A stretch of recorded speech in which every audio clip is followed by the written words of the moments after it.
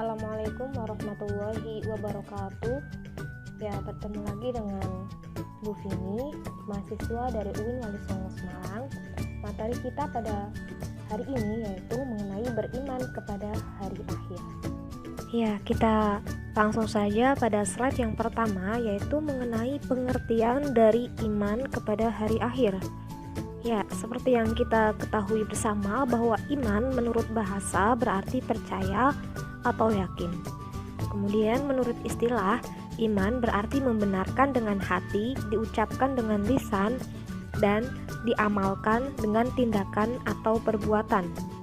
Nah, sedangkan hari akhir itu apa sih, Bu? Nah, hari akhir adalah hari penghabisan. Terdapat dalam Quran surat Al-Baqarah ayat 177. Silahkan bisa kalian buka Al-Quran terjemahnya, Quran surat Al-Baqarah ayat 177. Nah, hari akhir juga disebut dengan hari pembalasan. Terdapat dalam Quran surat Al-Fatihah ayat 4. Kemudian menurut istilah hari akhir itu apa sih?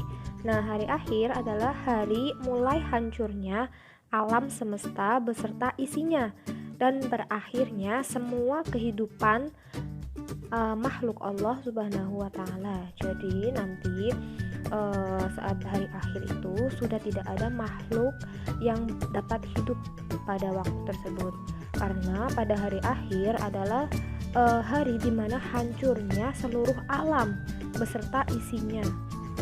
Semuanya akan mengalami kematian. Seperti itu ya. Silakan dipahami terlebih dahulu untuk pengertian iman kepada hari akhir. Jadi kesimpulannya, iman kepada hari akhir yaitu mempercayai dengan sepenuh hati bahwa memang benar adanya hari akhir atau hari kiamat, yaitu hari di mana hancurnya seluruh alam beserta isinya. Tidak hanya mempercayai dengan hati, namun juga mengucapkan dengan lisan dan mengamalkan dengan perbuatan yang sesuai dengan tuntunan ajaran Islam. Silahkan dipahami terlebih dahulu ya slide yang pertama. Masih fokus semuanya ya. Kita lanjutkan pada slide yang ketiga, yaitu mengenai hakikat beriman kepada hari akhir. Nah, jadi menurut ayat yang ada di Al-Quran, bahwa hakikat beriman kepada akhir yaitu meyakini adanya hari akhir. Nah, hal ini merupakan ciri-ciri orang yang beriman. Jadi, siapapun yang beriman itu pasti akan yakin akan adanya hari akhir, atau sebaliknya, orang yang meyakini adanya hari akhir, nah itu merupakan ciri-ciri dari orang yang beriman. Nah, hal ini sesuai dengan Quran surat Al-Baqarah ayat ke-4 yang berbunyi A'udzubillahi minasyaitonirrajim. Bismillahirrahmanirrahim. Alladzina yu'minuna bima unzila ilaika wa ma unzila min qablik wabil akhirati hum yuqinun. Shadaqallahul azim. Yang artinya, dan mereka yang beriman kepada Al-Quran yang diturunkan kepadamu atau Muhammad, dan kitab-kitab yang telah diturunkan sebelum engkau, dan mereka yakin akan adanya akhirat. Nah, dalam surat tersebut, dalam ayat tersebut dijelaskan bahwa mereka yang beriman kepada Al-Quran yakin adanya akhirat atau hari akhir.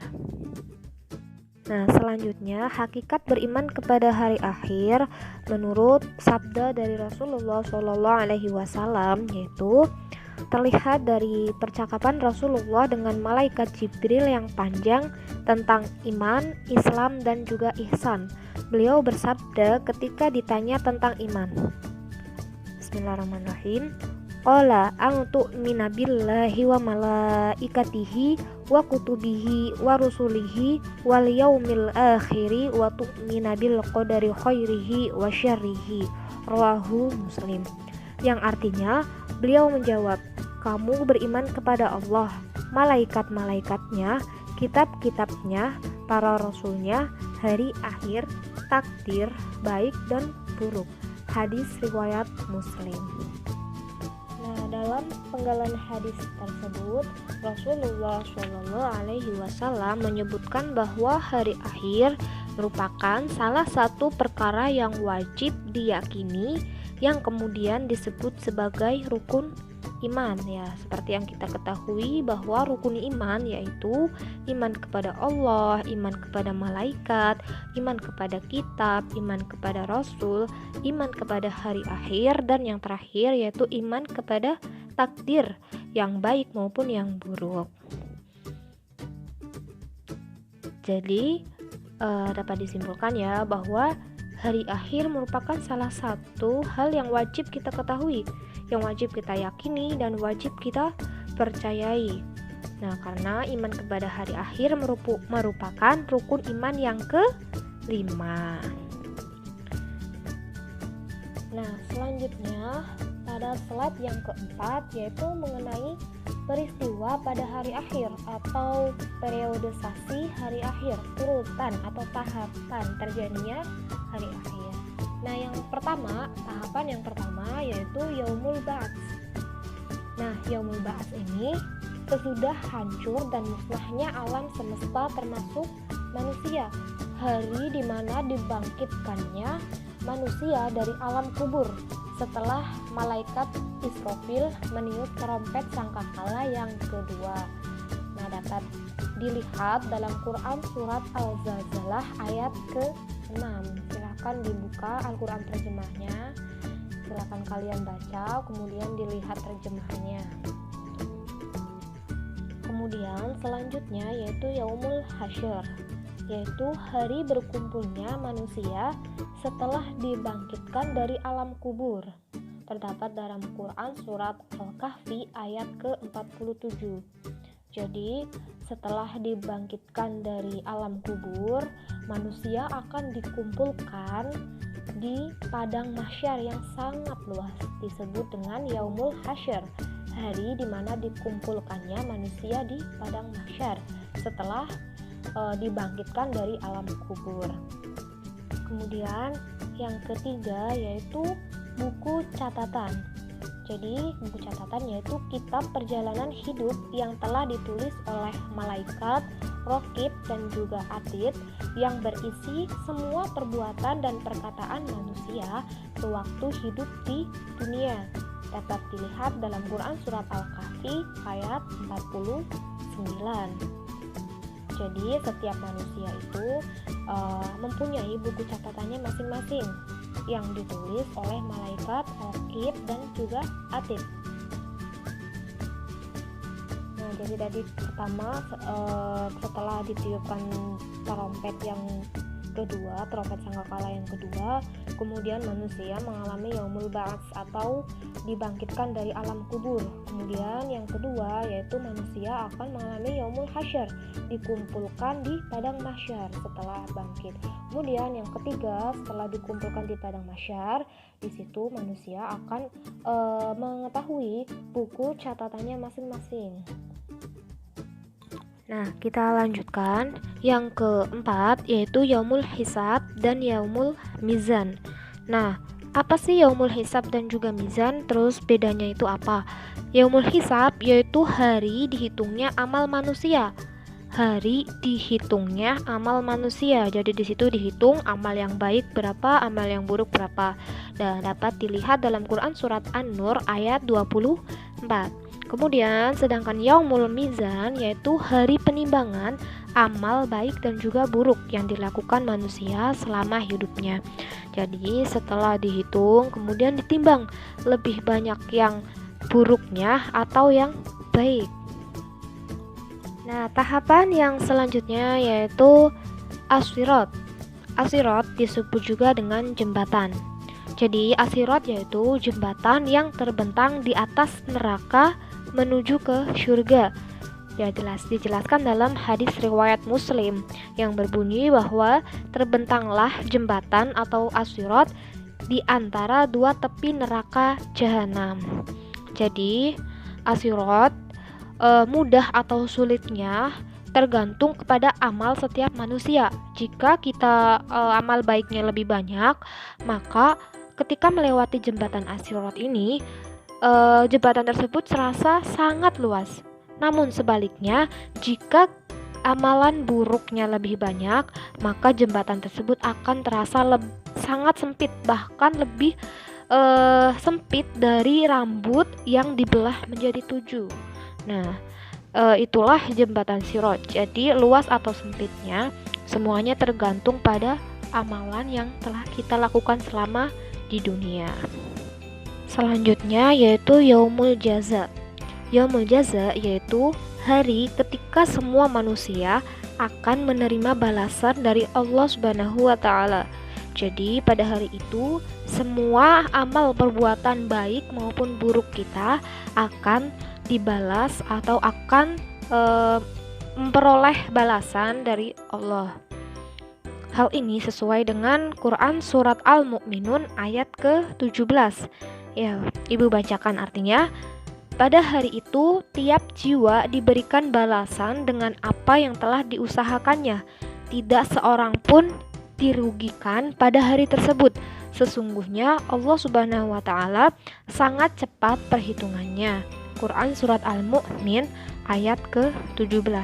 Nah, jadi dalam Quran surat Al-Mu'min ayat 17 tersebut dijelaskan bahwa semua amal perbuatan baik maupun buruk kita itu akan diadili oleh Allah Subhanahu wa taala. Ya, pernah diriwayatkan bahwa sebesar biji zahrah pun akan memperoleh balasan dari Allah. Jadi sekecil apapun perbuatan baik kita atau perbuatan buruk kita, itu semuanya akan dibalas, akan diadili saat yaumul jaza. Nah, yang terakhir yaitu setelah melewati dari beberapa tahapan, dan yang terakhir tadi setelah diadili, setelah memperoleh pembalasan, tibalah kita di surga atau di neraka. Jadi balasan bagi perbuatan yang baik maka akan dimasukkan ke dalam surga. Kemudian bagi yang melakukan perbuatan buruk maka akan dimasukkan ke dalam neraka. Hal ini dapat kalian lihat dalam surat Al-Ghasyiyah ayat ke-4 sampai 7.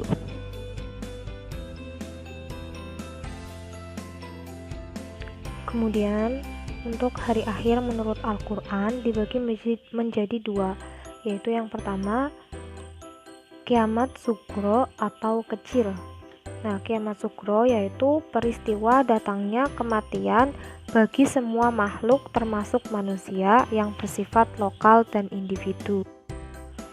Hal ini sesuai dengan firman Allah Subhanahu wa taala dalam Quran surat Ali Imran ayat 185 yang artinya tiap-tiap yang bernyawa akan merasakan mati, dan sesungguhnya pada hari kiamat sajalah disempurnakan pahalamu.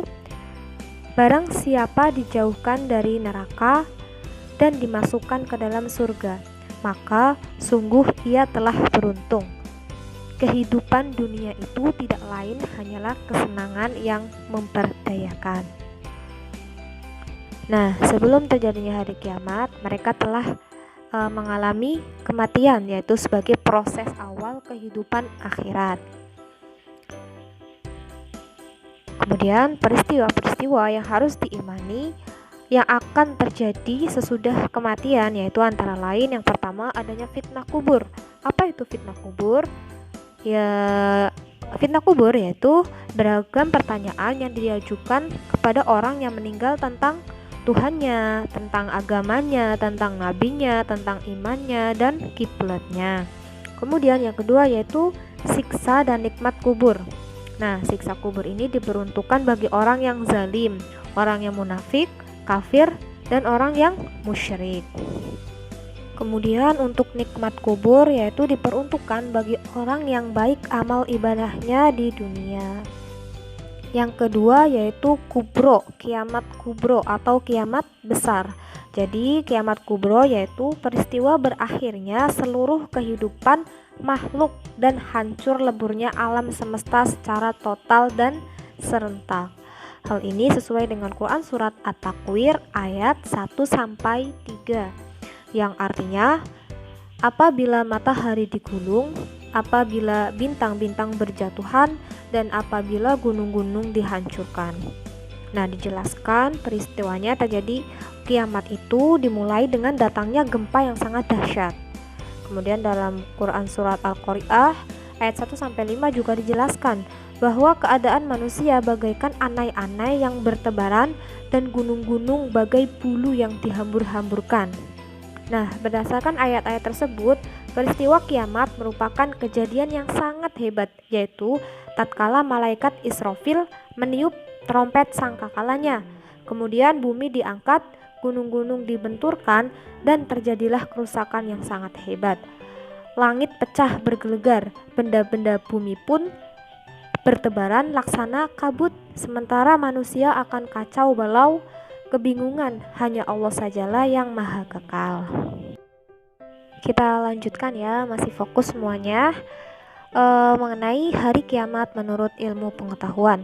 Jadi hari kiamat menurut ilmu pengetahuan dibedakan menjadi dua. Yang pertama yaitu menurut geologi. Jadi menurut geologi, matahari merupakan sumber kehidupan bagi semua makhluk di bumi. Adapun kaitannya dengan hari kiamat, yaitu apabila matahari berputar terus-menerus, akhirnya akan sampai pada titik tertentu yang menyebabkan matahari akan habis dan padam, kemudian meletus. Kalau sinarnya sampai di bumi begitu hebatnya, maka ledakan matahari itu sangat mungkin sekali akan menghancurkan bumi dan seisinya dalam satu ledakan kecil saja. Kemungkinan yang terjadi pada matahari adalah membeku, sehingga bumi berubah menjadi daratan hitam yang tertutup es. Karena tadi telah dijelaskan ya bahwa sinar matahari adalah sumber kehidupan bagi manusia yang ada di bumi. Ketika matahari sudah tidak menghasilkan sinar lagi, maka daratan atau bumi akan membeku, akan tertutup oleh es. Poin yang kedua yaitu menurut teori fisika. Daya rotasi dan revolusi benda-benda langit tidaklah konstan. Hal itu menyebabkan pergerakan benda-benda langit goyah sehingga menimbulkan bertabrakan dan saling menghancurkan antara benda-benda langit.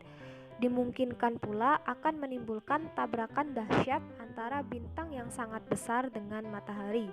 Selain itu, juga ada kemungkinan bintang berekor yang sangat besar jatuh ke bumi, sehingga meluluhkan bumi dalam sekejap saja. Dari dua teori tersebut menunjukkan bahwa antara ilmu pengetahuan dengan ilmu agama memang sangat berkaitan erat ya. Jadi keduanya sama-sama mengungkapkan bahwa memang benar adanya hari akhir atau hari kiamat itu. Jadi kita sebagai umat manusia, sebagai umat Islam yang beriman harus mempercayai adanya hari kiamat.